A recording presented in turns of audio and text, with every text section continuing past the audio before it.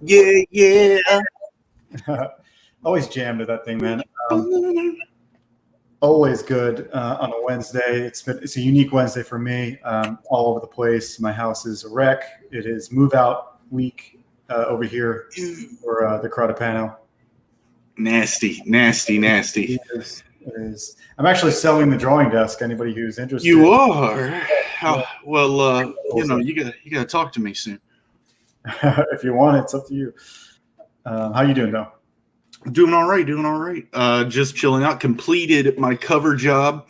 Client is ecstatic. I'm ecstatic. I really pushed on it.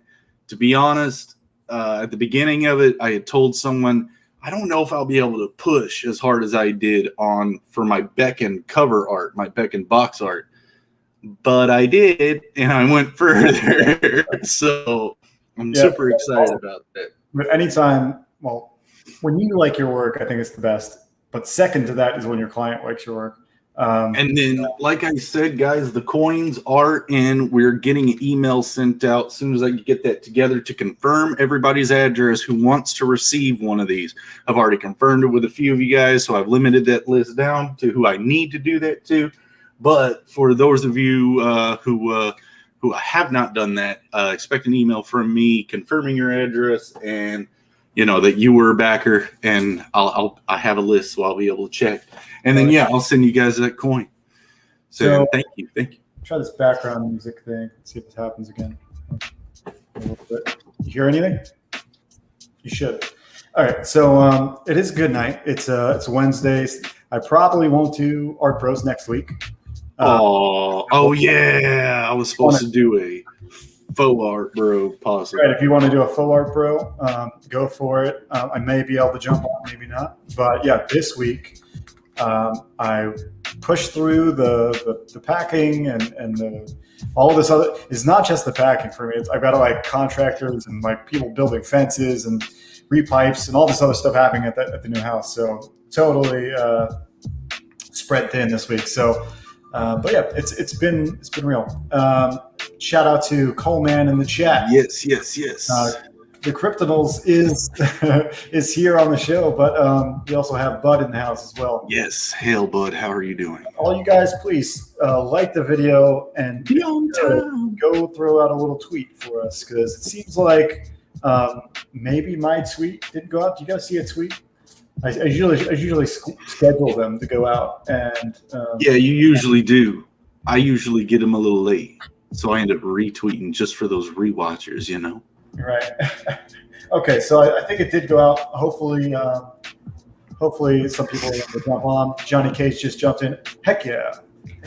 Yes. Solid stuff. So here at Art Bros, we bring people on. We also we've been known to just talk art. We haven't done that in a while. I've been wanting to approach. Was my say what? It's probably because my room is empty now that I'm getting a little bit of reverb, and Leroy's. Oh yeah. Right where he belongs. Correct. It's very bathroom-like in my room right now, so maybe I can talk softer for Leroy. However, he doesn't have any objects absorbing sound, so he's got an echo bouncing. Right. Yeah. Nothing in this room besides a drawing desk and some boxes. But yeah, it's a hell of a time. My lovely Sherry is in the chat as well, reminding me I'm not done packing. She'd rather me be working right now, of course. And Leandro just popped in as well. Nice. Heck yeah. Hello. And yeah, Cole, man, it is a literal echo chamber. Right. This is all echo ideas and art. So here on the show, like we said, we talk about books, we talk about art. We've actually had a sketch battle before. You guys should go check that out. It was pretty funny. But I'm sure there'll be more of that. However, tonight we have two. It's a double feature. We have two guests coming on, and actually more than two. We have like four technically, because we actually have the creative teams for both books on tonight. And that is maybe a first for us. So super stoked for getting these guys on and talking about the books.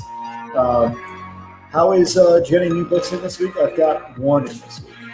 No, I haven't gotten one yet this week. I'm expecting a couple.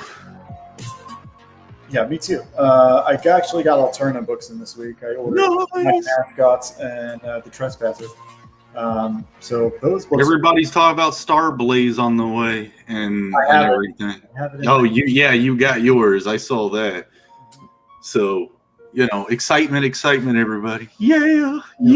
Is coming in hard right now. Noah just showed up. Thank you, Noah, for showing up. We got a nice crew in now, so let's introduce our sweet guests. We have almost all of them in. Yeah, we have three of them, 3 out of the 4 here. Let's bring in our first guest. He's solo right now, but you know him. We know him. His name is John Hervey. He's has a couple books that I know about, and now he's on his 3rd that I think I know about, called Black Tiger, Hidden Dragon. Sweet name. Here he is. What's up, John? Yeah. Looks like I'm muted. What's going on, dudes? What's up, man? What's cracking? Happens to everybody. No, happens to me too much. John, but it's always awesome. You got energy, and you got like classy energy. You're not bringing in just reckless energy like Jeremy does. I keep my pants on. How did he know that? Hold on. Man, I appreciate you guys having me on, though, man. No problem. One day I'll get this stream right, you know what I mean? And then Leroy can't say anything, At some point he'll come in here and he'll type something like, you guys are really doing a great job or something, something nice. Let's see. Not today, though. Not today. Not today. I clicked the wrong one. Art Jedi. Good to have you on. What's up, Art Jedi? Art Jedi. Yeah, Art Jedi. Got that killer Batman floating around, dude. You seen that thing? I have. I've given him notes, but at the same time, it is pristine. Did you give him notes on fabrics? No, but I gave him notes on generally everything. I got to give him notes on fabrics if he's open for it, but it looks awesome. I think he's open for all things because the dude is a true learner. He's got a learning mindset. That's what makes him. Besides his super networking skills, that's his superpower. Nice. All right, so yeah, John, real quickly, maybe we usually bring everybody on at one point, but before we do that, can you give me an intro to you and maybe your comic, your origin story into comics? My origin story into comics. If it wasn't for comics, I probably wouldn't be able to read today. My mom would buy comics, and her friends would be like, "Why are you buying him comics? Because he's actually reading something." So hey, get your kid comics.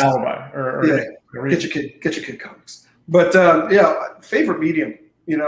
I've always loved comics. I feel like I kind of grew up in the heyday of comics.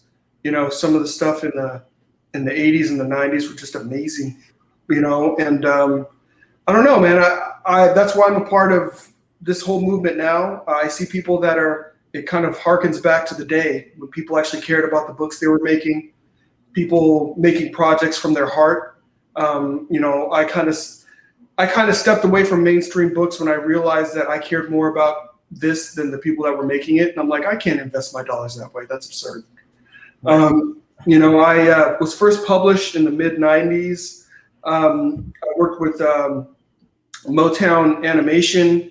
They had a comic book division, and Michael Davis, who was one of the founders of Milestone, he was the CEO of the group. So I was still in college at the time, but a buddy of mine, he put me on. He knew I was a big comic book geek, so I started off as literally a gopher. I mean, that was my job. I was a gopher, going to get whatever. But I ended up having the opportunity to edit some books and to co-write one of the books, and they were being published by Image, and that solidified.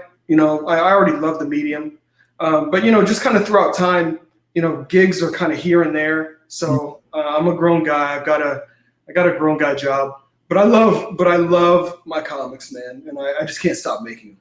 Yeah, I think part of me is like, there's something cool about having the day job to back you up because it takes the pressure off, and then it kind of flips you up to doing like taking creative risks, I guess. I agree. You don't lose the joy, because you're the last thing I ever wanted to do was do this just for a paycheck, because I love this. I love comics, and that's just my thought process across the board. I'm like, this is kind of like my haven. So it's like, like, oh man, there's no drama. I'm like, man, there's already drama out in the world. I'm drama free here. This is all awesome people making awesome stuff. That's all I'm in it for. I'm backing a whole bunch of stuff thanks to the day job, and having the opportunity to put my book out there. What else do I want? Nice.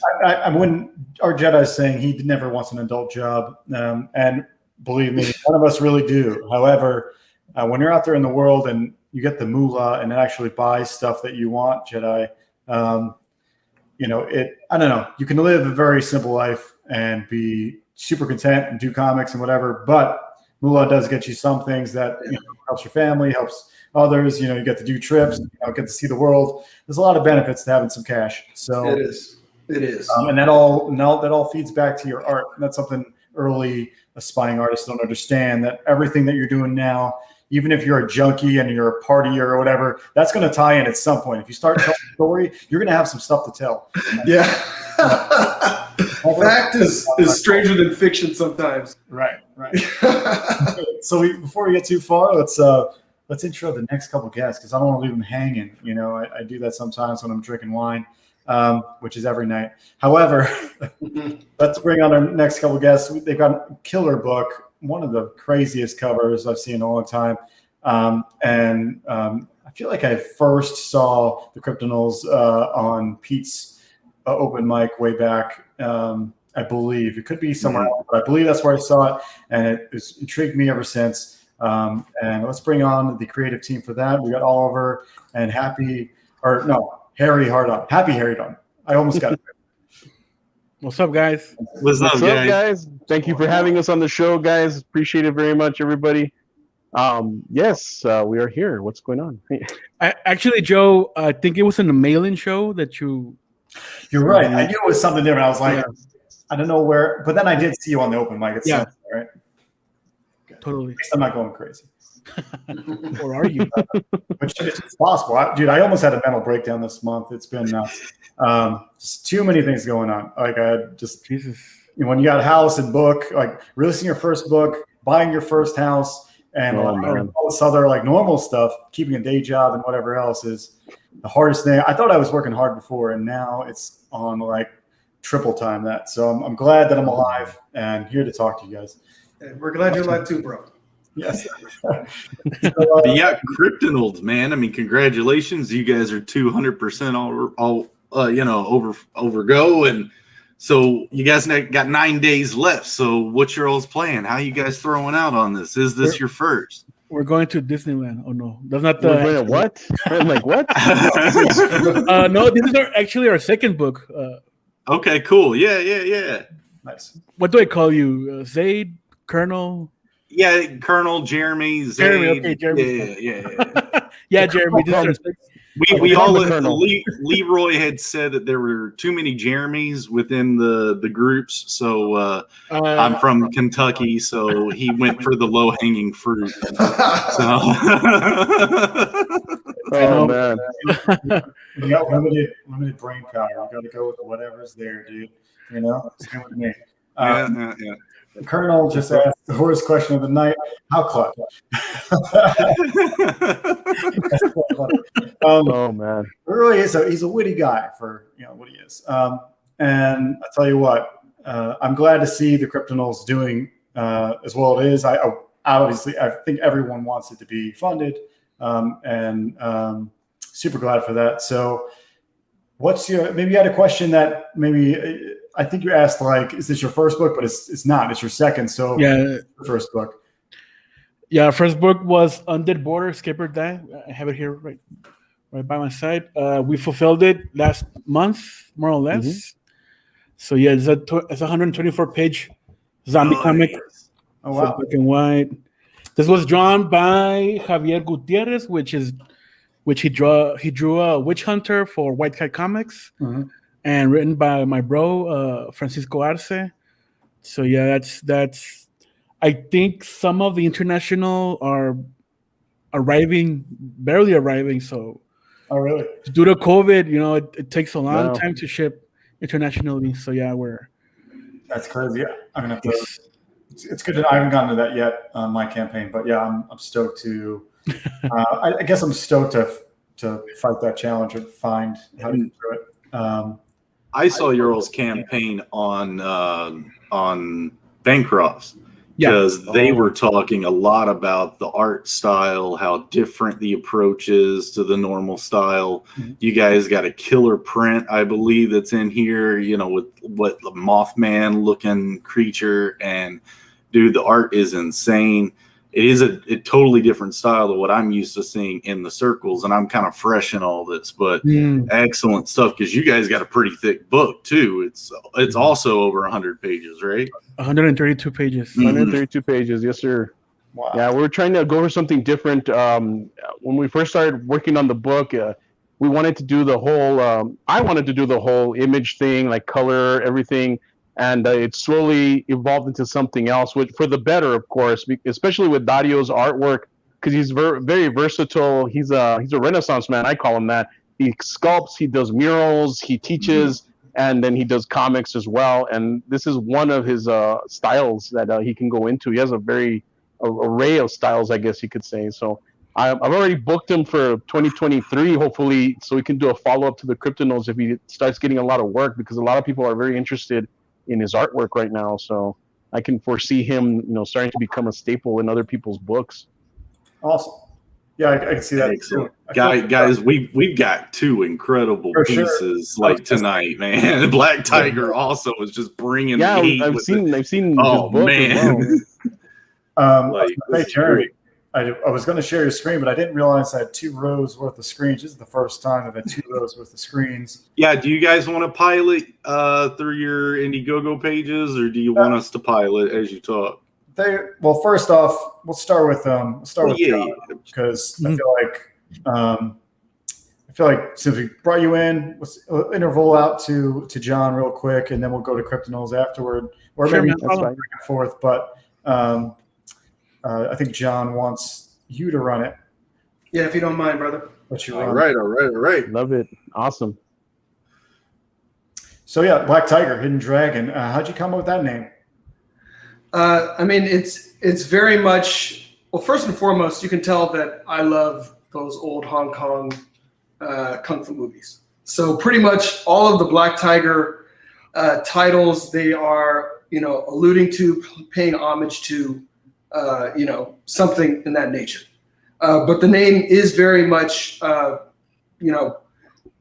it's very much about her and her discovery. She's going through a process, the heroine Black Tiger, of self-discovery. Mm-hmm. She's also kind of going through a process as she's kind of determining who sabotaged her father, who was the prior Black Tiger and a cop, and kind of who she's up against. And what better than Tiger versus Dragon, right? Yeah, that sounds awesome. Oh yeah. Too mythical. Well, not mythical. Maybe. Yeah. Well, Black Tiger. Yeah, that's the mythical thing. Yeah. Yeah, it is. It is. So, and they both are kung fu styles. So Black Tiger is a kung fu style, and of course Dragon style, and it's different. It manifests itself differently throughout history because, like as the reason why these villages needed kung fu is they needed protection from bandits, and they weren't going to get protection from anyone other than protecting themselves. So you have folks that developed systems, kung fu systems, farmers and folks that became adept in with the ability to to protect themselves. But ours is a supernatural power. So we have think of a mantle over time. So for there's been a Black Tiger for thousands of years, and just kind of right now in this slice of history, for those of you that did pick up, and right now you're going through the Hidden Dragon book, and you're going to see a lot of different styles of martial arts. So I'm going to let you know, like right here is capoeira. She's finding herself battling. She's in the Brazilian jungle, and she's battling a master of Brazilian capoeira. She's trying to find answers with regards to one of the killers that was linked to the death of her father. So she has a lot of problems with that style of fighting. It's amazing when you also get into the histories of these different types of martial arts and just kind of the necessity they had, and whether it was, slaves in Brazil, and they have the dance elements because they're kind of playing it off like it's a dance as opposed to a martial art. So, just having fun with these different things. Here she's back in her normal element in the city, and there's a lot going on in the city. The woman in the purple, she's part, and these guys are part of ex-KGB Russian gang that's in the city. Oh, and they happen to be bionic men and women, so that's why she's able to lift that container. And these are all characters that are first teased in Legacy of Fury. So the groundwork for this is really set in Legacy of Fury, and then Hidden Dragon just takes off running. So the maybe the one-liner, the log line, as I used to call it. What's the little elevator pitch for this book in a concise? So the elevator pitch for this book is Jin Fong. She is now established as a Black Tiger, and she has to balance her career and her personal life, with the powers of the Black Tiger, while solving the mystery of her father's death, who was the prior Black Tiger. That's kind of your through line. That's kind of your red thread. But there are a lot of different elements. Like I said, you got to see if you scroll back up, right there, these 5 guys are called the 5 Fingers of Death, and they are 5 of the deadliest people from around the world. You have an African wrestler, you have a Filipino stick fighter, a screamador, you have a British pugilist. And then you have Shinobi, who's and then the other one with the hat that you can't really see is Touch of Death. So kind of a 36 Chambers type character, and they're actually fighting the Russians, the bionic Russians. So you get a good mix-up in this story because there's a lot of power plays that are happening. So the 5 Fingers of Death, they're kind of the right hand of the dragon, so to speak. So you're getting closer to who actually is the mastermind behind the death of the prior Black Tiger, and while unraveling that mystery, giving you a lot of solid action, so you can have some fun along the way. There's definitely a lot of things I like about it. Jeremy, can you scroll up to the jungle sequential page, please? The first one, rather. Yep. Yeah, there we go. This, I think, sells your book. I don't think I love that drop perspective with the trees is so effective. And the poses in the second one and the silhouettes. I mean, just powerful. I think you could pull Rockefeller and just put this on the page without words. And I might buy it just because this one, like as far as a comic artist for many years, this is like gold. It's something that doesn't come with every page. You can't make every page is good. Right. But it is really that good. So everything's spot on. Everything about it I love. So just for this, I'll be back. And just for this one page, you don't have to just stare at it. That's it. Yeah, I should have only put that one page on there. That's it. Because now I shouldn't go through the rest of it because it may dissuade you. Now we'll just stay on this page for Joe. We're good. Please. So let's check what's the number we're at right now, Jeremy. Can we go to the very top and see before we move on further. We're at 37.97 at 69 baggers. We can definitely get to 70, maybe 79. Let's do another 10. How about everybody in this chat room? That's how many we got. We have 10 or 11 in here. Let's do it. Let's back Black Tiger because I'm down for it. I'm totally just even for that page. I'm really down, and there could be potentially a couple more of those. So the Catch Me Up, the Legacy of Fury is 172 pages. So you'll get reprint 172 pages of Kung Fu Fury in the Catch Me Up, and then 88 pages is what the new graphic novel is. So you'll get 260 pages of a solid comic book story, for the Catch Me Up. And you can get Hidden Dragon without Legacy of Fury. So it's written in a way where you can pick it up, because it's kind of a new story arc, but it's much richer if you have the background, because you'll see that there are a lot of things that have been set up that you start to get a little bit of payoff on in Hidden Dragon. So it's kind of like a almost like a spiritual successor, or is there like how many ties are we talking about? Like main characters are the same or no? So a number of the characters are the same. So I mean, you're basically, I mean, chronologically, you're going straight from Legacy of Fury to Hidden Dragon. So really the difference is Legacy of Fury completes an arc, and now you start a new arc with a new Black Tiger, really, and that is Jin Fong. Nice. And because in Legacy of Fury, it really kind of sets the tone and the tempo. You get to see a number of different Black Tigers, including her father, and you kind of get a feel for what the power is, and a lot of things like that. Because I don't do as much explanation of what the power is here. It just kind of, she just starts using it, because you get an explanation of kind of the power in Legacy of Fury. Okay, good to know for sure. And I didn't realize how big this book was. 88 pages, and how big is the previous book? 172. Jeez, that's like yeah. That's what my plans for All Star Circuit is, like 200 and something. That's incredible. That's a lot of pages. The quality of the pages too, just excellent. Enjoying. Appreciate that, Jeremy. Well, yeah, we'll definitely get the stamp, the Art Pro stamp, whenever we get that going. I'll probably actually go make one, and I'll have to make it, and then also make a digital version. We have a couple people in the chat before we move on. I don't want to let them slip by. Ryan Wynn popped in real quick. Mr. Wynn. What's up, Zayd? Yeah. And Zayd, yes. Oh, what's up, Big Phil? The other Diaz, one of the Diaz's. And Herrenberg is here. Thank you, Herrenberg. Hey, Herrenberg. Please throw in a few of your super informative, asides, if you will. And Frog G. And Frog G, throwing out the links. So, if out of all the tiers, do you have a favorite?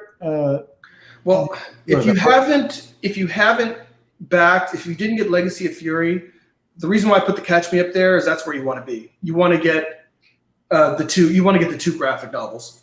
That way, you've got the entirety of the story to date. Right. So just kind of bang for your buck. That's it. But we've got a lot of other cool stuff if you're interested in it.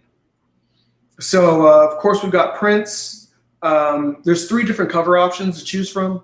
So there's the Vieira cover, the legs cover. We have the Gian Giordano cover, where I think Black Tiger's on the wrong end of the kick. And then the Looper cover. So the Looper cover, it's going to be beautifully painted. So it's actually that cover, the painting of that cover should be completed by early next week. So you're seeing the pencils, but you see his pencils are pristine. And you got bigger versions of these lower down on the page. So I do have bigger versions. I don't know if I have the Looper cover, bro. I need to put that on there. Let's see. But you see the Vieira cover is right there. And then the legs cover was at the top. Right. And you said it's going to be beautifully painted, the Looper one. Is that because he's doing it, or is that because you got your painter? Not that he can't paint. But no, we've got a guy named Charles Oak who does amazing paints. And what you're looking at now are actually the Legacy of Fury pages. So these are the pages from the first graphic. Too fast through them, so I'm trying to find the right ones, because these look excellent, man. Yeah, they're pretty on point. That's the cover of the other book, or your current book. It's part of the feature perk. So exactly. So this is the Catch Me Up book, but man, I love this cover. It's a reveal, of course, but I love the artistic license that Greg took in making it. He's like, well, I'm going to represent, because there's a number of different covers that he did, because when we originally did the book, we did them as individual issues. So he's like, oh, well, in this issue, it's a reveal. So he made this. I'm like, man, that's amazing. That's cool. Yeah. So I've been really blessed, man. I've been working with amazing people who've really caught the vision, who really love Black Tiger. So just in the process, of writing, I like to fully describe what it is I see, and that's not because it's canon, but it's because I want the artist to know. And then from there, the artist can be like almost like a cinematographer. I see what you're trying to do, but here's a better way of doing it. Or yeah, this is actually kind of wonky. We don't want to do that. Or so then you kind of get to a place where he can really like edit the ideas and be like, this would be cool. Hey, you know what would be cool? Like that giant dragon in the mall. That was all Rod. Yeah, we already had the scene there. He's like, what if this darn thing just manifested in the middle? I'm just like, holy smokes, yeah. So, there we go. Boom. Yeah, it's crazy. It's insanity because like it literally manifests from the ground up. So there's people on this darn thing. There's tables being thrown in the air, chairs. It's crazy. I think that's what Leroy might have said. There was some Weavery afoot. I feel some Akira stuff out of this too. Sure. Sure. Dragon Ball, no? Yeah, that too. Yeah. They summoned the dragon. All right. It's definitely a Japanese, Asian-ish dragon. Yeah. Which is fine, nothing against the Which is dragon. fine. Well, it's kind of the karate versus kung fu, so having some fun with that as well. I'm in Okinawan karate right now, and we're kind of against the mainline styles, but that's nothing. It's here nor there. But people in different styles do have grudges, and it goes. No, it's real. It's awesome. Yeah. I signed up early for this book. Is there a secret tier, or do I just go straight into your campaign and go for it? So first of all, I'm still learning this game, and people are like, dude, you need to do something with that. I'm like, okay, next time. I have no idea what I'm freaking doing. Okay. So they're like, but one thing we are doing is we're having an art auction tomorrow. Oh, sweet. With Red Valkyrie, and it's just a Black Tiger auction because Rod has like 300 plus pages. So if you've signed up on the mailing list, or if you bought the book, you can get into the auction early at 7 p.m. Eastern. So for like the first half hour, just those that got in early, and he's got some fire pages, that we'll be auctioning off. And then after that, we'll open it up for everybody. Is there a link? That'd be too easy, dude. Oh. There will be though. I mean, because it's gonna be on Red Valkyrie's channel, so she's gonna put the link together, and we'll get that out. But yeah, man. 1 second, guys. And he dipped. I'm so sad that Mr. Looper is not here to hear me say all these compliments about his work. And I wish he was here too, because the next volume of Black Tiger is another 88 pager, and we have about 10 pages left on it. And the story just gets more fun and crazier. And I wanted him to show you the black and whites because Black Tiger, I told you, is a power over time. So we have basically a feudal Japan story that we tell in the middle as she's starting to uncover. So basically, we're learning about Black Tiger as she does, because she wasn't trained like all the prior Black Tigers, So and there's kind of a manifestation of the power. She actually has a vision of kind of a prior wielder of the power. So you get this really kind of fun, awesome, feudal Japan, but with mystical martial arts and mutants and other beasts. Yes, sounds incredible. I wish he was here to show that off. Me too, my friend. So for one of the I want to jump in and maybe talk about something outside the book. Yes. Leave up some of the good art, but as one of your kind of transitionary questions for everybody that's in the chat, or not in the chat, on the panel right now, we'll start with you, John. Okay. So outside of comic books, what is the main influences outside? We're not talking about games or anything. Things that have happened in your life that you're incorporating. For instance, maybe you're into martial arts as well, and that's why it's important. But what's adding to the Black Tiger universe that you're pulling from your own life? Like what's in your real life that's adding to your? So I've been training in different styles of martial arts for time. My family, my wife, and all 3 kids and I, we still, now that things are opening back up, we're getting back into martial arts. My wife, she's she's actually been a big inspiration. So when I started this story when we were dating, and she's Chinese American, so she's had a big influence on me in the creation of the story, and in just kind of staying true to kind of culturally, with the story, because this character is a second generation Asian American.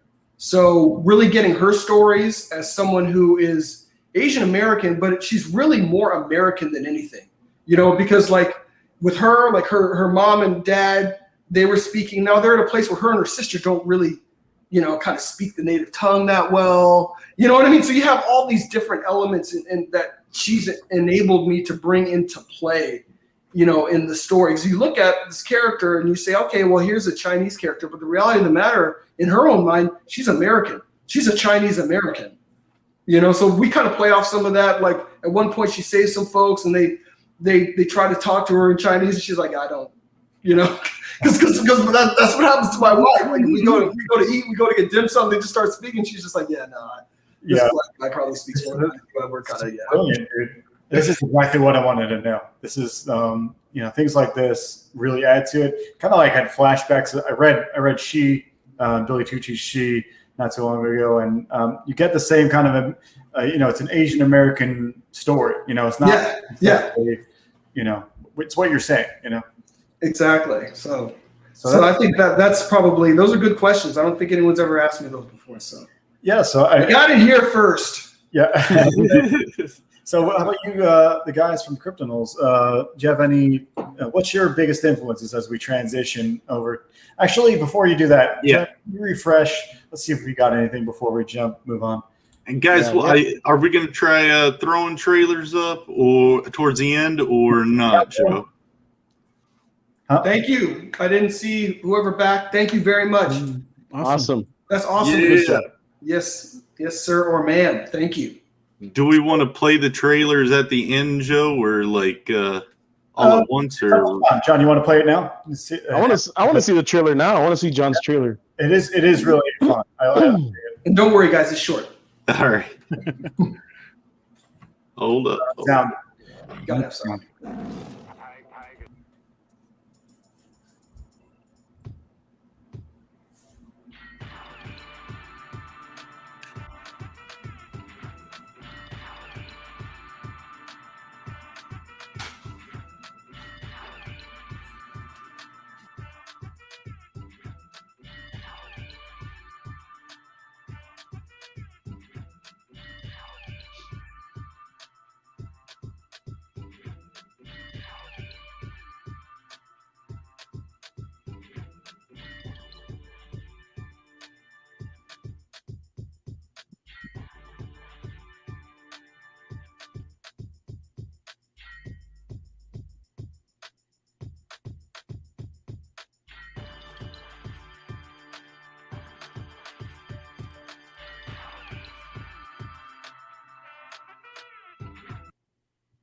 There you have it, my friends.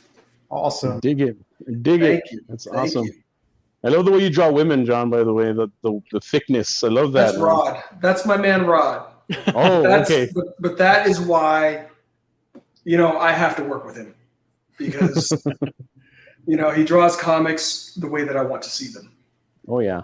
Yeah. It's incredible because I don't know a whole lot of Rod's work. And I'm sure it always happens where I see somebody's book and I don't know who drew it, and then I'll suddenly make the connections. Oh, like he's worked on this before, he's worked on that before. I'm sure that'll happen to me as well. Very cool. Ryan Wynn is backer 73. He backed the book. Nice, Oh, Ryan. man. Nice. Hold up. Thank you, my brother. Refresh. Thank you, brother. That was Ryan's doing right there. Yeah. Awesome, man. That's awesome. Thanks, bro. Okay. Very cool. I I love seeing those numbers change, man. That's awesome. Look at you, man. You guys are going to break 100 backers Oh yeah. So before we're done. I wanted to like ask you guys the same question while we're on the subject of kind of incorporating your own lives into your work. What's kind of been one of the big factors for you guys that you incorporate into CRYPTIDNALS?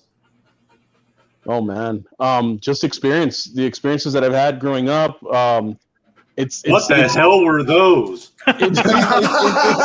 Exactly. It's messed up to say, and even saying it out loud sounds weird, like growing up, my family was like into the occult. I was surrounded by occult things, but I didn't realize it at the time. It's not until in retrospect that I was like, wait, what the fuck were they doing? It's crazy.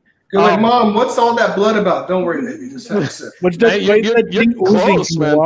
You're Dude, close we got on we got an MK Ultra survivor on tonight, man. Dude, it's for real, man. Look, and the thing is, it all started with La Llorona. I don't know if you guys are familiar with La Llorona or what the story is of La Llorona, but it's like basically the Mexican boogeyman. It's this woman that murdered her children. She wanted to be with another man. She murdered her children, and the man rejected her. So she went and she drowned herself in the same river that she drowned her children in, and then death rejected her, and she was damned for all eternity to wander the earth looking for her children. And at night, if you go by any river way, any waterway, and you look for her, she'll find you, and you can hear her chanting, mis hijos, like that. And that means my children, my children. And when I was a kid, I experienced the only thing I can call it is it was La Llorona. I experienced what I thought was La Llorona. Really quick story.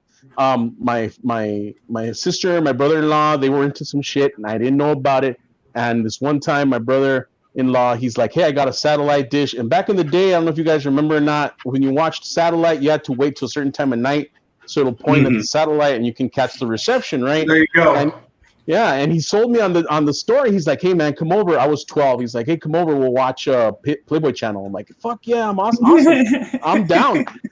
So my sister arranged with my parents. I went over to their house, and they lived in the boonies, like real far from like the city, where right, the suburbs where I grew up. And we waited till midnight. He aimed the satellite, started watching Playboy Channel. He was drinking his quart. Somewhere along the lines, I passed out on the couch. And I woke up to this knocking on the door, and I got up and I sat up and I was looking around. I didn't see him, so I thought it was him that had locked himself out of the house. So I went up to the doorway, and once again, this is out there. There's nothing out there where they were living by. So if someone's knocking on the door, it's not going to be someone that you know. So I went and I opened the door, or I was going to open the door, and when I went to open the door, this like thing, and this is a really abbreviated version of the story, this thing started screaming, and it started like crying, like this real deep despair type moan. And the thing that scared the crap out of me, and when I tell the story, I always have to mention this, the thing that scared the crap out of me was not the yelling or the screaming, but it was the breath that it took in between, because it sounded like someone was trying to breathe underwater, like they're trying to take a gasp of air while gulping down water. It sounded real bizarre. And when it did that, my brother-in-law sat up from the couch, and he's like, whoa, don't open the door. It's La Llorona. If you open the door, she's going to come in here and take us all. And then my sister came out of the back, because of the way that their house was set up. It was like a garage that they had converted into a house. She came out from the back, and she's like, oh, it's happening again. And I'm like, what? Happening again? About it? Yeah, it's happening again. Yeah, you need to give somebody a heads up. I ain't coming over. Exactly, man. Happening again. So I had this. I was compelled to open the door. I had this compulsion, like I have to see what it is. But they talked me down, and when I sat down on the couch, and just like that, it stopped. And these bright rays of light, they shined in from outside, and it was nighttime, and it seemed like daylight. That's how bright the light was. And then it kind of like dimmed out, and it went away. And I asked them, like, what happened? What just happened? And they're like, don't worry about it. Just go to sleep. We'll talk about it tomorrow. Okay, so I listened to them. I finally went to sleep. I got up the next day and I asked them, and they didn't want to talk about it. It wasn't until years later, after like witnessing a bunch of different crap, that I realized that they were keeping something from me, because they were into some shit, and my parents were into some shit, my mom mostly. And I asked them again, like, hey, what happened that time that I saw that? And they're like, that's La Llorona. That's what you experienced, and that's the only thing that we can call it because of what we've seen out there. And that's when it started. Like that whole like time just started my mind like racing, like what is out there? How can I find out more about it? And I started doing research on it, and I've always been surrounded by this weird paranormal activity. I've seen shadow people. My parents' house was such a negative spot, like a negative vortex, shadow people would just show up left and right. Oh, and hell no. I feel like I'm George Norrie on Coast to Coast AM with the guest, because you also have black-eyed children in this as well. Oh yeah. So Yeah. it's like, That's yeah, scary, man. yeah. So this is more a like fun it's episode. challenging my beliefs now, and I'm not liking it. However, They were Again- shaky anyway, Joe. They were shaky anyway. Like I said, I was brought up Catholic, man. So seriously, all this guilt, all this stuff, and they were always like into something. There was something going on behind the scenes that I never realized until much later that I started putting the pieces together, and all of that just contributed to this paranormal, I guess, obsession that I had. I mean, besides comics, of course, because I had to kill one with the other. And I got into comics as a young kid, and I was into that. And Faust was my first indie comic that I was ever into, and that just opened the door. You just stayed consistent with this, didn't you? You just dang. Exactly. I'd have been like, hey man, go get something on the other side of this. Let me get something with some rainbows and stuff. No, we need authenticity. Authenticity. Right, what we you don't know, get right? this much. Right, what you know, exactly. And in the book is nothing but reality, as far as not, I mean, you can't say reality when it's weird monsters and stuff, but things that have been drawn from reality, things that did happen that have been documented to some extent. I drew from that and put it into the book. So there's some certain situations that happen in the book that I have drawn from reality. And I know that you were mentioning, the Colonel was mentioning that Mothman cover. And that cover is called The Battle of Nightmare Hall. And just really quickly, just to pique your interest a little bit more, the Battle of Nightmare Hall actually did happen back in the 70s. And that's where I drew that occurrence from. What happened was in the 70s, there was a plateau. Show the picture while he tells this story. There's a plateau out in New Mexico. It's called Dulce, New Mexico, but the plateau... the plateau is the Sandia Plateau. Mm-hmm. So in this plateau, the U.S. military had allowed some sort of aliens to conduct experiments way deep down in the bowels of this facility underground. What was that guy's name that has a scar up his chest, missing the fingers? Bill Schneider. something. Bill Schneider. Right? Exactly. So that's where I drew that from. And if you're familiar with the story, you know what I'm talking about. But those that aren't, something happened. The aliens got pissed, or rather, the military got pissed at the aliens for the experience they were doing, and there was a firefight between aliens and the U.S. military. And the aliens were using like death rays. People were being disintegrated. That guy, he does testimonials, or he did rather testimonials, and they're on YouTube. If you look him up about his buddy getting zapped by this laser and being disintegrated, all his craziness and his scars and missing digits. There are recent stories right now that a lot of our officials are getting microwaved hit. So that's like unofficial ABC and CNN, and they've been recently covering those stories. But they're just like little clips. You got to catch them. Yeah. Wow. Exactly. You know what I'm talking about. You're into this stuff. I know you are. And so I drew from that, and I was like, what caused that? What the hell happened there? And how did it stop? And that's this cover right here. And it does take place in the story as well. Like the Battle of Nightmare Hall does happen. And, not to spoil much, but it's when cryptids had to take up arms and defend this reality against the incursion of aliens into the planet, into this reality, amongst other things. And some of the tragedy, or rather some of the casualties, were like the Mothman. And if you look around this cover, you see the Wendigo, and there's a Jersey Devil in there, a harpy, werewolves, stuff like that. So we tried to jam pack as much cryptids into this story as possible.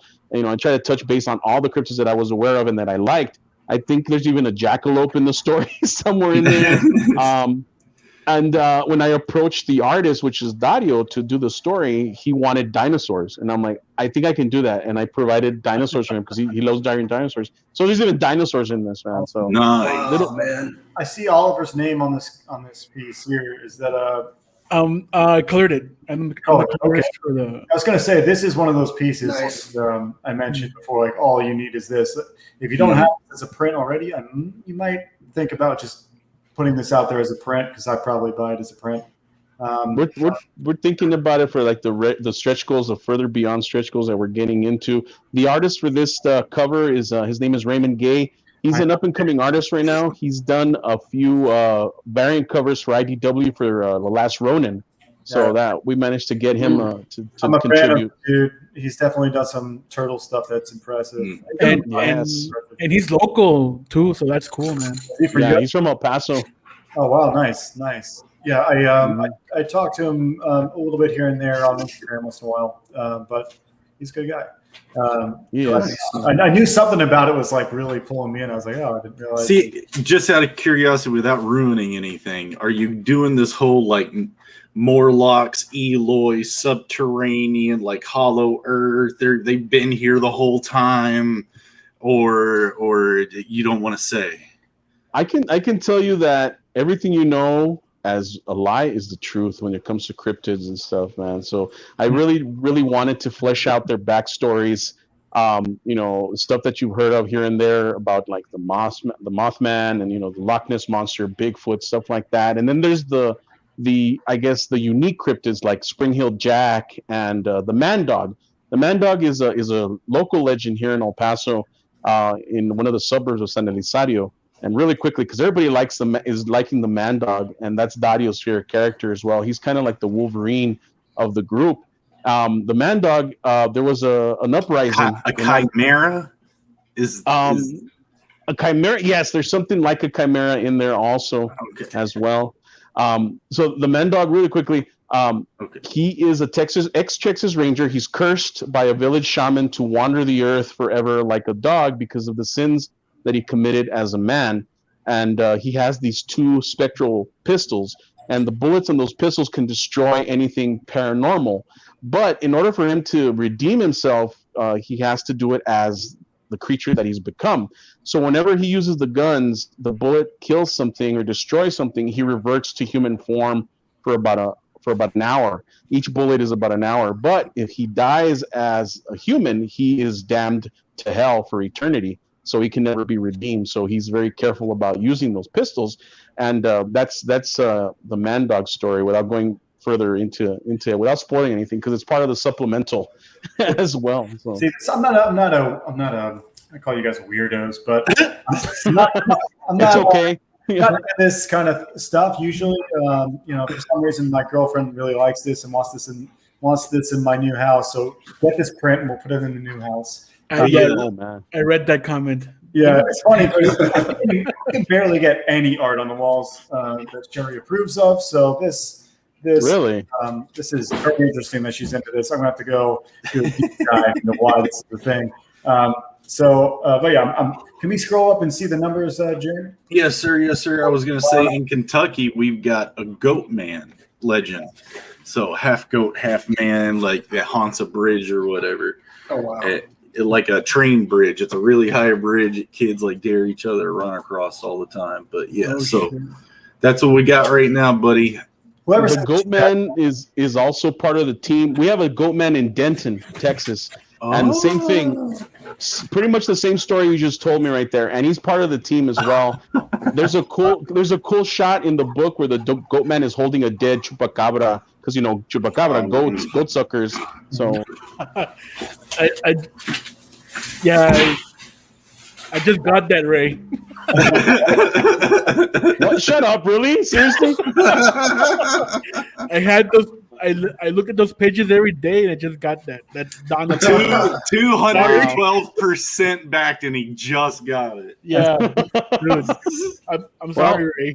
Better late than never, man. It's cool. Hail to the chat. Everyone's really into this. I think we can get Luke. Come on, 100 is a big milestone, and anybody who's on the chat and they are remotely into this weird occult stuff, you need to probably get on this. There's not many books like this that are out there, and grassroots like this is. So as we do this, let me welcome Reese. Reese showed up, and we also have Joe Stack has shown up. Death Metal Hero is here. Awesome. Some great folks. I skipped. We got. Let's see. Xavier Xavier.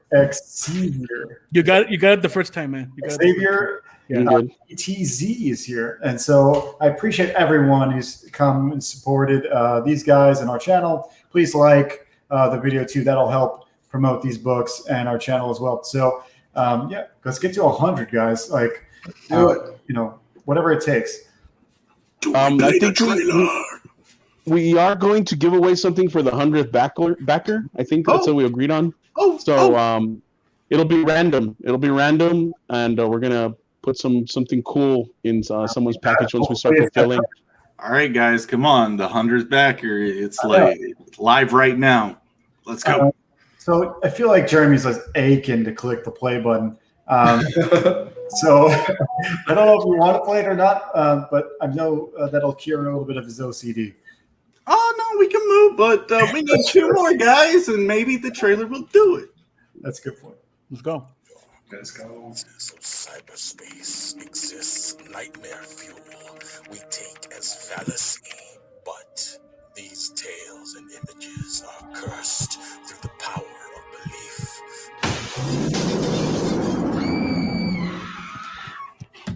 Tulpas, sentient thought forms residing in between the abyss of life and death. Their endgame is to destroy the only reality they know, ours. Only darkness can vanquish darkness, more rapid than the radiance of light. Enter the CRYPTIDNALS, mythical beasts of unearthly abilities whose existence has been criminalized by humanity. The first and only line of defense against the incursion of otherworldly evil. A secret war of monsters is about to begin. Whoa. Yeah. My eyeballs. Okay. Popping out of my head. Yeah, man. And let's see. Oh, I may need a couple minutes to refresh. Those It's kids all with no good. eyes, man. Yeah, those things are creepy, man. The That's black-eyed crazy creepy. kids. And Ray just talked about the good guys, so we need to talk about the bad guys. Yeah, You exactly. mentioned something in that trailer, and you mentioned on Pepe Croft about tulpas, and my buddy had told me about tulpas years ago. So I looked into it, just being goofy and bored one night, and found the Final Fantasy house or whatever. And that weird creepypasta story or whatever, I don't know if it's real, but they were talking about a group of people that like develop tulpas, like it's a part of your, like it's a developed personality, like type thing. Like maybe you can explain it better than I can, but you mentioned it. So what are they? Sure, no problem. Well, tulpas are pretty much what the cryptids or the CRYPTIDNALS are against. Tulpa is a manifestation of a thought form into flesh and bone. So it manifests itself, if enough people believe in it, it manifests itself as flesh and bone. And a perfect example of that is, what people call the Slender Man. And I always thought that the Slender Man story was kind of weak. It didn't really have a lot of, like backstory to it. It was just some dude in the woods with a 3-piece suit that had tendrils. So I started looking more into it. And there's been that type of stuff going on for a very long time. And I found this thing called Indiegogo. And Indiegogo is the creeping chaos, this weird, evil darkness that is just infecting every corner of reality in the book. And what it does, it starts amassing a legion of black-eyed kids and rakes and things of that nature. And those are all tulpas as well, the black-eyed kids and the rakes, because these stories started in cyberspace, like back in the 90s, back before that. People would see these black-eyed kids out there, and enough people believed in it that they started seeing them in reality. And it's creepy to think about that, because if you think about something long enough, or if you believe in something long enough, then it becomes real. And everybody, it's not so much a mass hallucination, but it's an understanding that, hey, this thing may exist. And in that, just by believing it to that extent, you give it life. And that's why, at night you might be driving, you see something out of the corner of your eye, and you're like, wait, what the hell was that? That's a tulpa. That's the manifestation of that. Those damn colored contact companies. That's a good point, though. It brings up, I think, for like some of like good old Thor had that kind of same thing, where the more people believed in them, the more he became more powerful. But yeah, that's interesting that it's kind of like consciousness that it's not really collectively, but the story kind of revolves and becomes stronger. I guess. We got CG Middlesmith in the house. He's wondering what you missed. You missed a lot, dude. You probably Tell me everything he says. I mean? It's not we don't need watch hours, but please. We talk aliens, we talk weird creatures, we talk wendigos, we went nuts. And we never even you don't even know about freaking kung fu and Sorry about that, dude. Kung Fu babes with great thighs. Yeah, we talked about that too. Splits, bro. That's legs. Look at that. Oh my god, it gives me Chun-Li vibes all over, man. That's awesome. Got them heavies. Chun-Li. Dude, snap your body in half with those things. So we're at I just got the stinking Nutcracker music going in my head. Really? Yeah. You might be a the guy when people feel things, they feel like two sensory emotions at the same time. I forget what they call that, but you might be one of those, dude. Oh yeah. Well, like the sugar plum fairy, like plum fairy.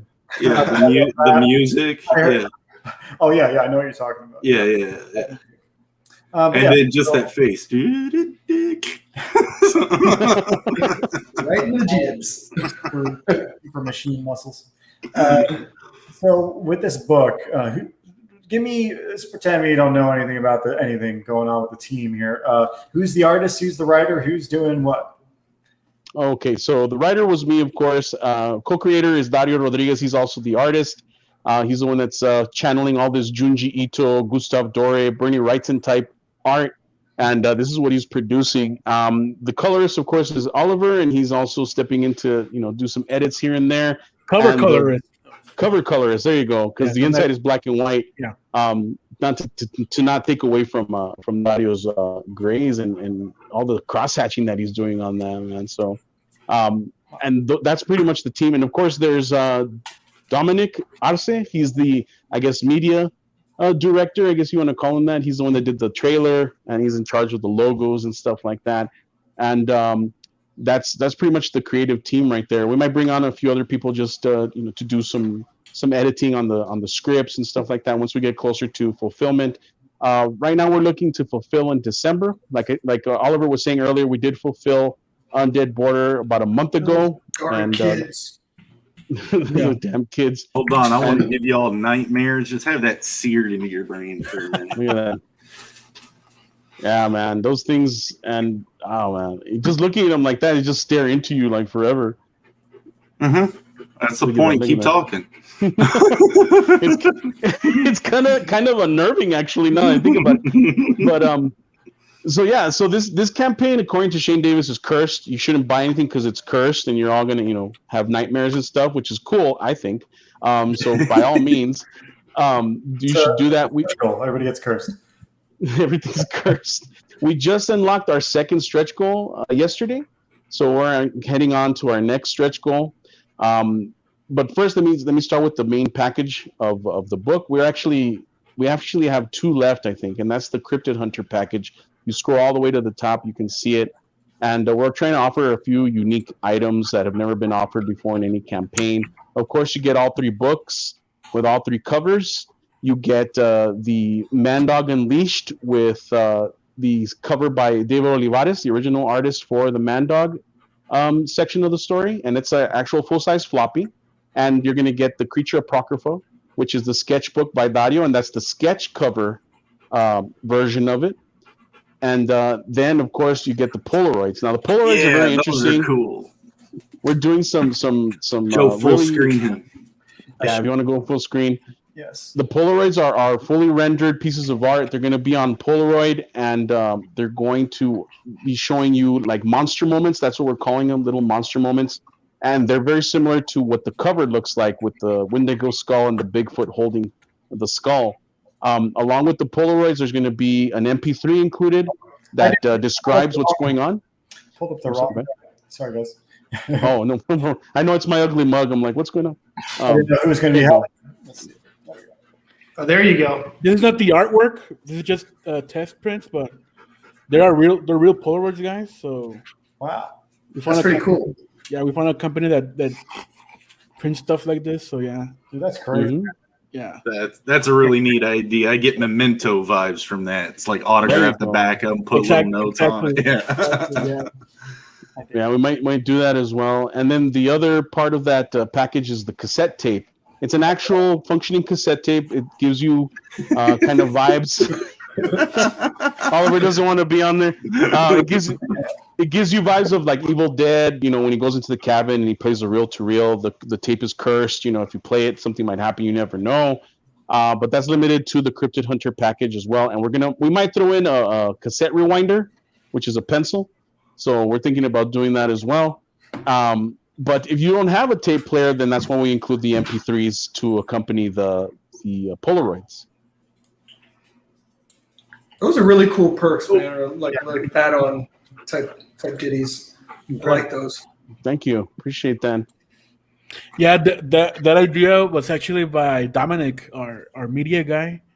He Mhm. told us the cassette tape and the Polaroid. So yeah, we try to do offer different type of perks because I know everybody likes to do the print or the trading card. We did it with Underborder, but I think we gotta like do think outside the box now and offer different things to our backers. Right. Yeah, just up the ante a little bit. Mhm. The Polaroid's only available in that bundle. No, because you can get them as stretch goals. Okay. So the first stretch goal was a set of 4. So everybody who backs the project gets 4 Polaroids. Okay. Yeah, the cassette tape is the exclusive perk for the Cryptid Hunter. Good to know. Yeah, that's Yeah. awesome. It's great to know. Mm-hmm. Yeah, and that cassette tape is gonna have some artwork accompanying it as well. You know, it's gonna come in its own little cover Yeah. and everything. So Awesome. Yeah, I've got a mixtape on my book as well. It's just Cool. how do you guys get it on the cassette? Do you find a company that would We have we found someone locally nice. that are fans of us, so that's awesome. So yeah, we're gonna produce the tapes with those guys. So, and we also know people that are gonna record it for us. So everything's set up. So the music is done by who? Who's going to be doing the music? No, it's just audio. It's just a voiceover.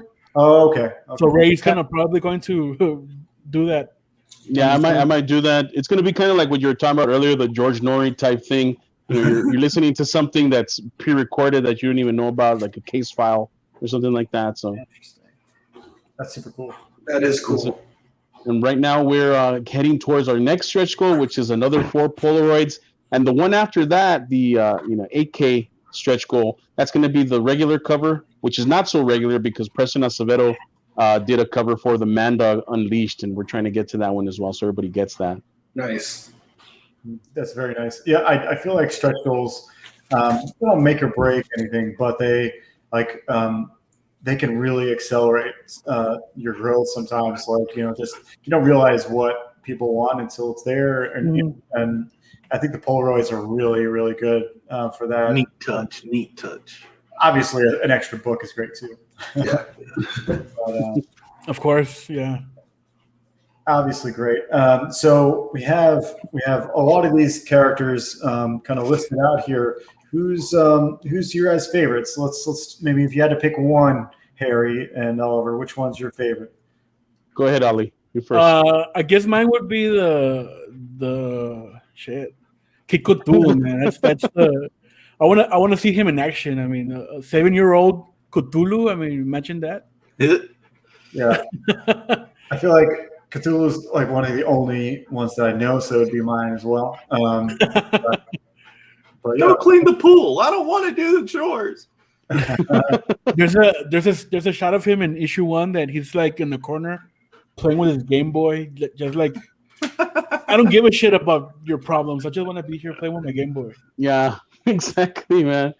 I mean, that's what you get when you get an elder god trapped inside a 7-year-old boy. So it's like, what's happening here? Ice cream truck.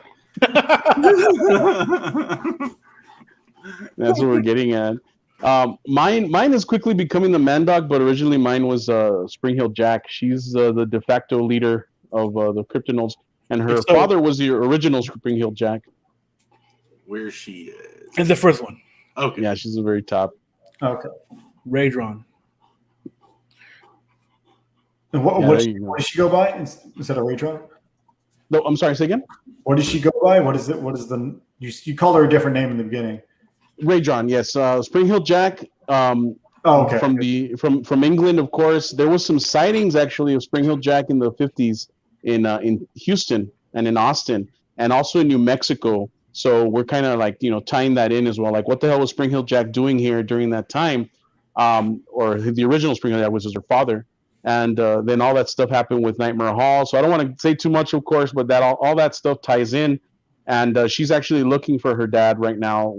Whatever happened to him, he disappeared. But her name is Raydron, and from doing research, that's an actual name that people in England back when the sightings first happened were calling Spring Hill Jack by that name, Raydron. Crazy. Nice. So I feel like there's so much in your book. How many pages is this thing? How many pages? 132 pages of a book.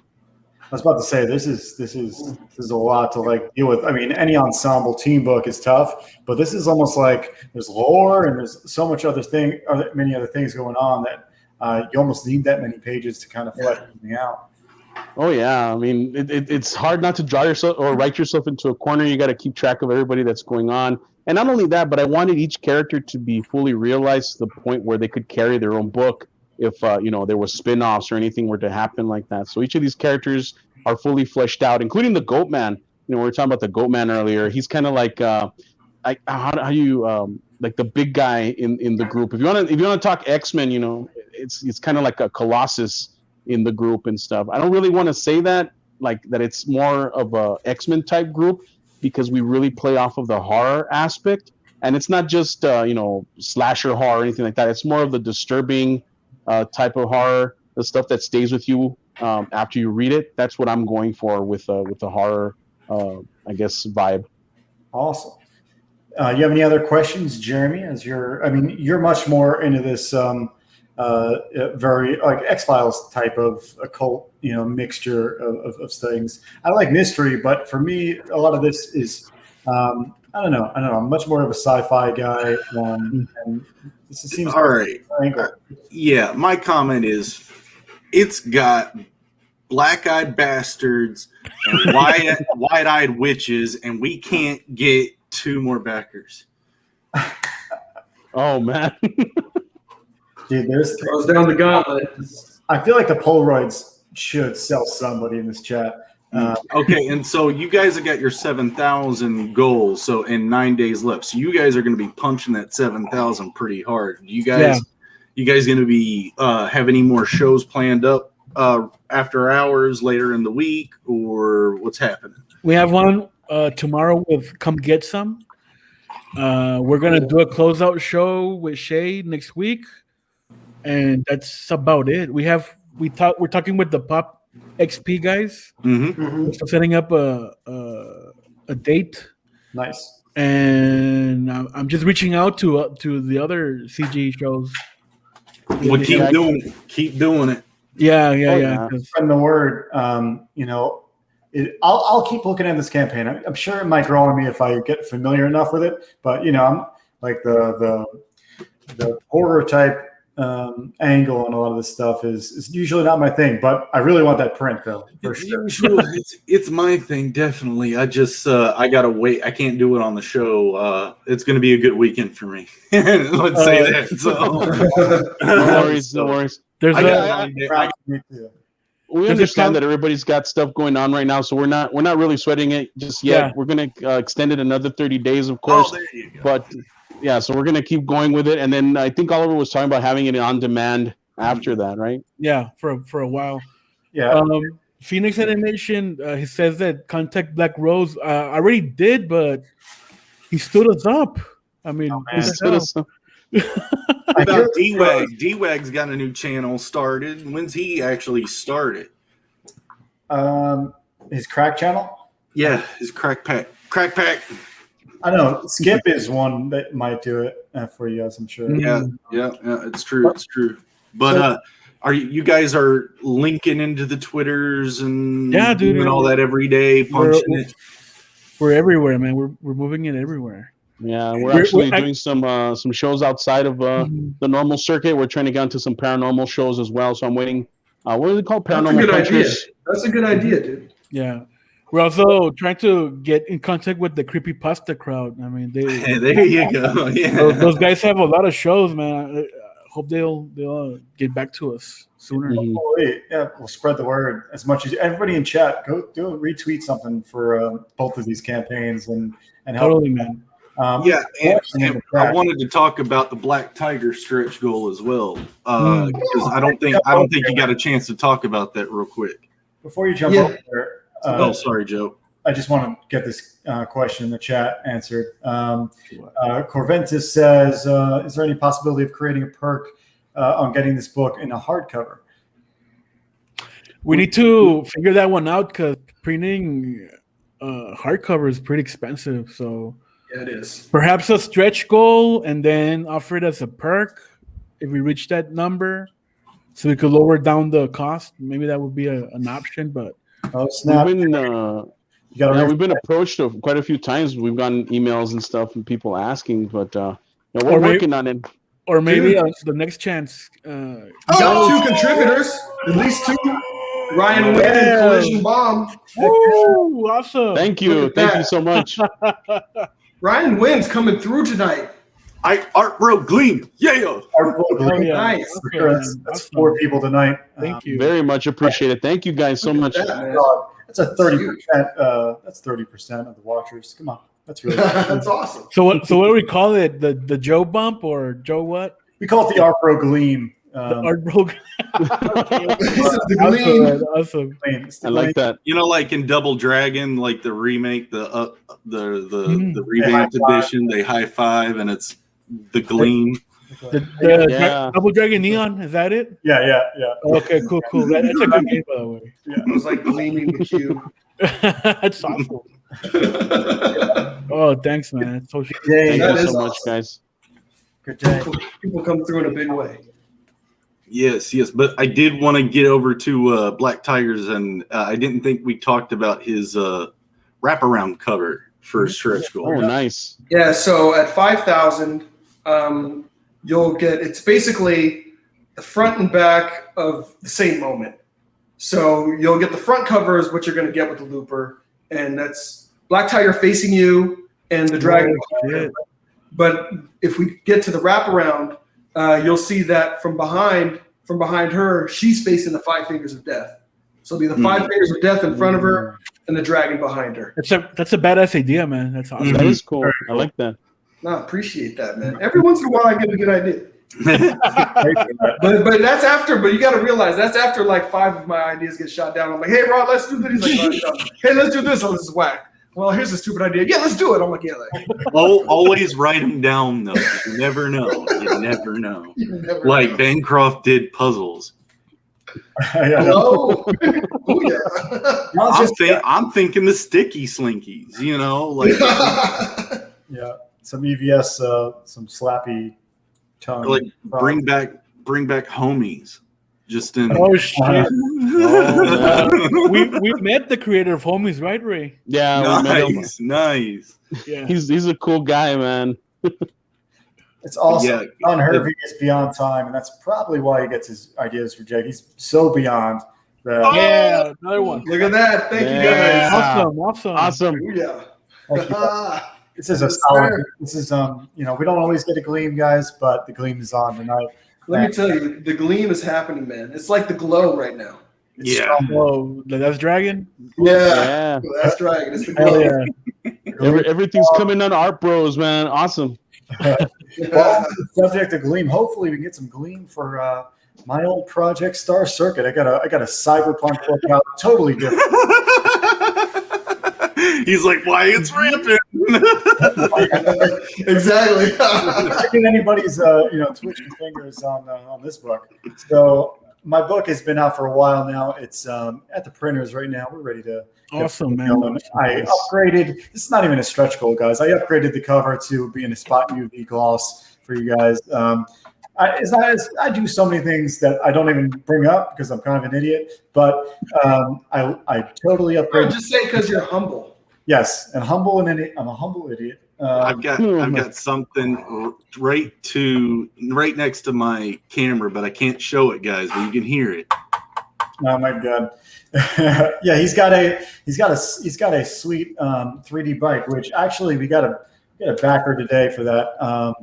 So I'll scroll down to that because that's a pretty cool perk. But the book itself is a cyberpunk racing book inspired by Akira and things like F-Zero, Blade Runner. It's very much a man versus machine story where one street racer tries to go against and race against unbeatable androids. And it's a very down-to-earth story outside of the fantastical high-speed racing. Let's get to this sweet cover by Kanan White. Nice. Steve Perkow. It's a crazy cover. Man, but you have so many covers. I can't remember which cover I backed. We saw the boob Dan cover or pinup last night. Yeah. Nice. That's awesome, man. That's awesome. Some great stuff out there, man. And I've got some fan art too that I wish I got to earlier that I didn't put in the side book because it's a side book as well. But here's that 3D print on the side here. It's the main bike, the main character, if you will, of this book is the Metric X50. It's it's a street grade, kind of like a speedster crotch rocket, but in the future. And it's actually a very big 3D print. It's 7 inches by 3, so it's like a brick. It's like a brick size, and you totally can like see an insane amount of details. You get one gray version for $60, or you can wait and see if we get a 3D painted version later. But let's get to this turnaround real quick, and then we'll hop back because the turnaround just blows your mind. And in the meantime, check out this art. This is art done by me. And the bikes you have in here are amazing. I mean, I love this kind of storytelling, but it's just like, how often is it done well? Because like this is just isn't something you can do on a whim. You know, you can't just say, it's like, no, man. It's like you got to construct this whole world. You got to construct all the mech. You know what I mean? It's how it works and why it works, and it's very. I try to like keep it. I pulled back as much as I can from going too technical because I like sci-fi a little bit, but I like sci-fantasy better. I like the Star Wars angle where it's not so technical. But there is a lot of that, and there's a lot to figure out. But yeah, this book is everything that I want to see. I don't think I'll ever see a book like this. So there's such a cool dynamic about the racing in here, and the whole book's not about racing, but please go check it out. Here's the 3D print in all its glory. This is the first edition, so get in while you can because the next edition probably will be more expensive, and at the same time, it won't be the first edition. So like the more early, obviously we're going to reward you guys for getting in early. So I appreciate everyone who's done and backed it. We've got more than 325 backers. That's amazing, dude. Are you printing these bikes on your own, Joe, or do you have someone? No, these are done by a college buddy of mine that is just a fanatic about 3D printing. He goes by Dead Sun Prime on Twitter, so check it out if you have an idea for yourself. But he modeled the bike. You know, I gave him my designs, and he modeled it in 3D and then sculpted, and also did all the troubleshooting that it takes to figure this out. Are we getting any access to the concept drawings of that bike, Joe? You are. In fact, you are, Jeremy. I'm glad you brought that up. So sets it up, knocks it out.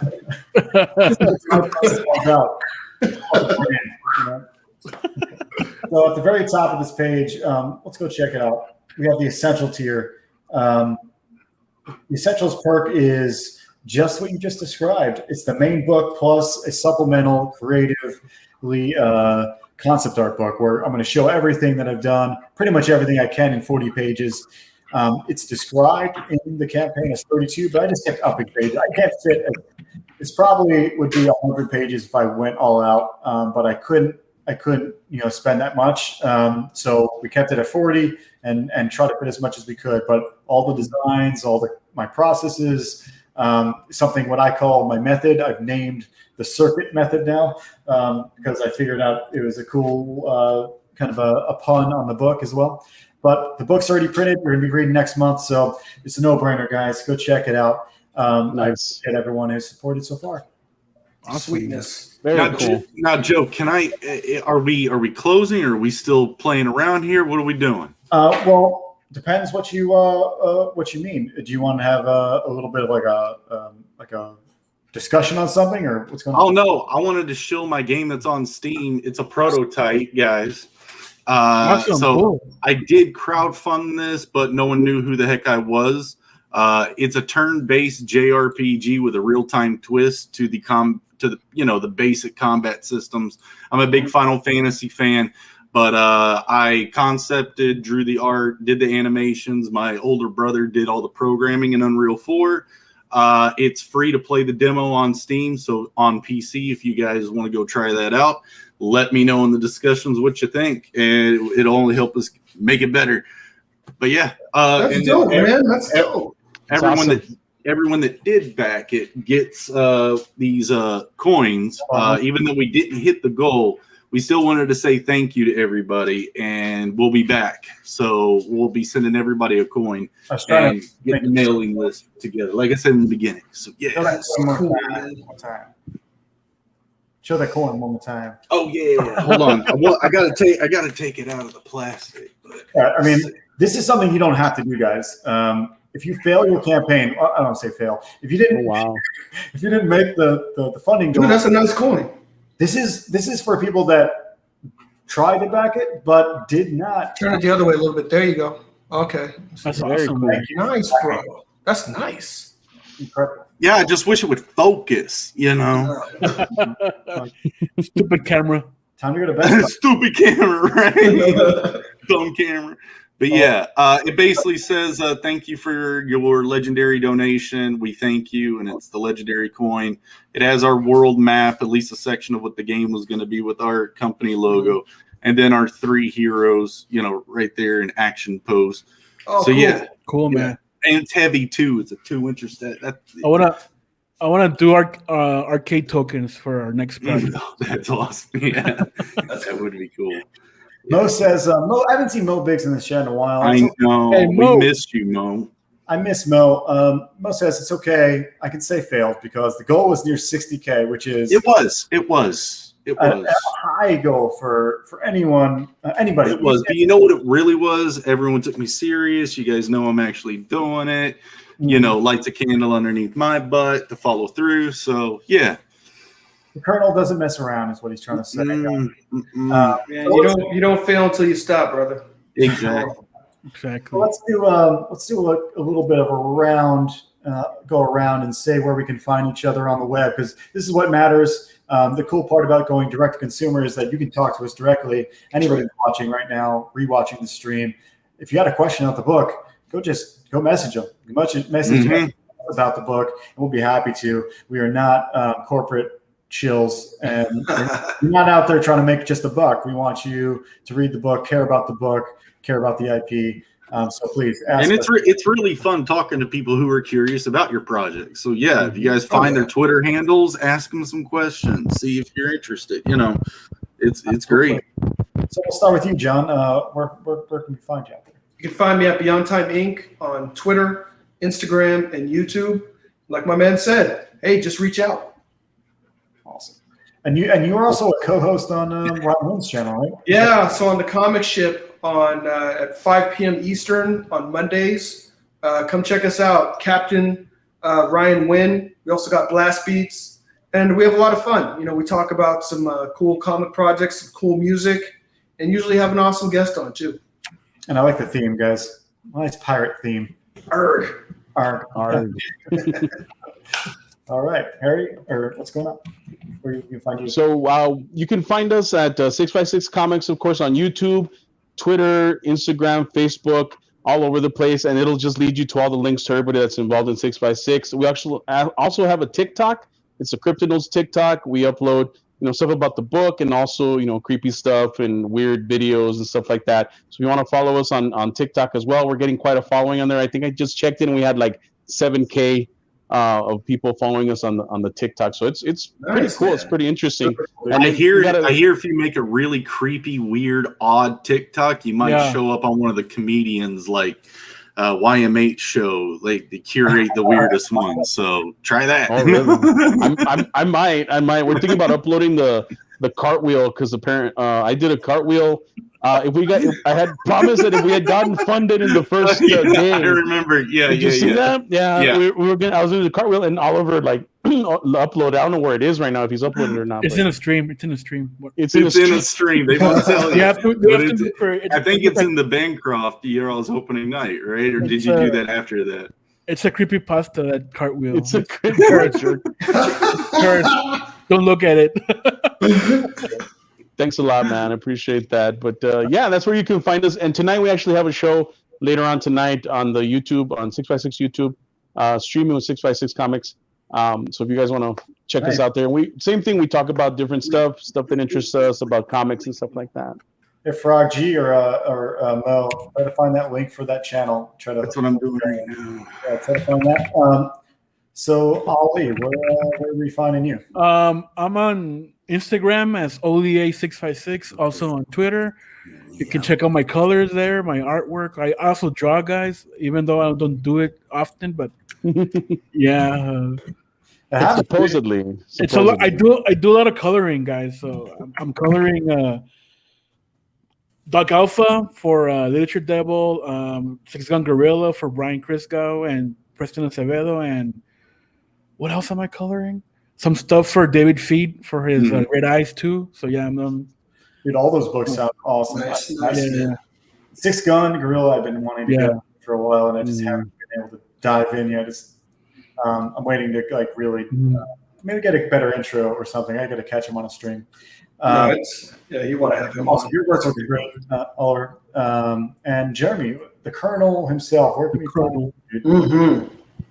You guys can find me at zadestudios.com. You guys can find me on Steam at Beckend, or at least our project. You can find me on Twitter's at Studios Zade. You can find me on Instagram at Zade Studios. You can find me on Facebook at Zade Studios.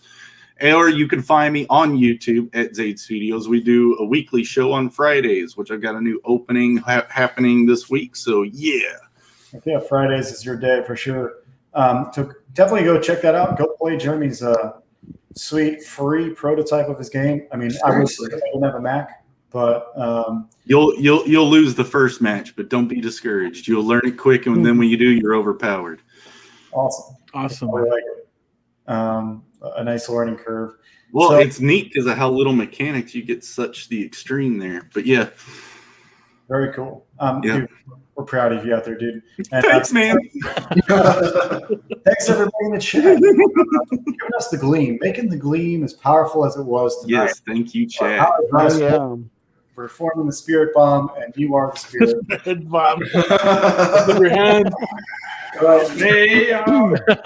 Charge it for 3 days. Yep. Best move ever. So I have a mixtape on my book, like I said before, and I usually close out this way. It's a stretch goal. Everybody gets this, even the digital backers on my book. So everybody gets this stretch goal. It's like 5 or 6 tracks, including a Ryan Wynn punk track and several other indie people, including Vosto Synthwaves, which we're about to listen to right now. But Star Circus Cyberpunk book, so it's a lot of synth. However, we try to incorporate a lot of different things in this mixtape, which everyone will receive. So have a great night, everybody. Thank you for joining us. Harry, Oliver, John. Thank you, guys. Thank you, guys. It was Awesome. awesome. Thank Great you. You guys are project. awesome. Great project. Great show, man. Sure. We'll close Appreciate this out. Have a great week, everybody. I'll be moving. I will not be here next week because I'll be setting up a studio. I'm about to go slave the weekend away trying to set this thing up. So I appreciate everyone.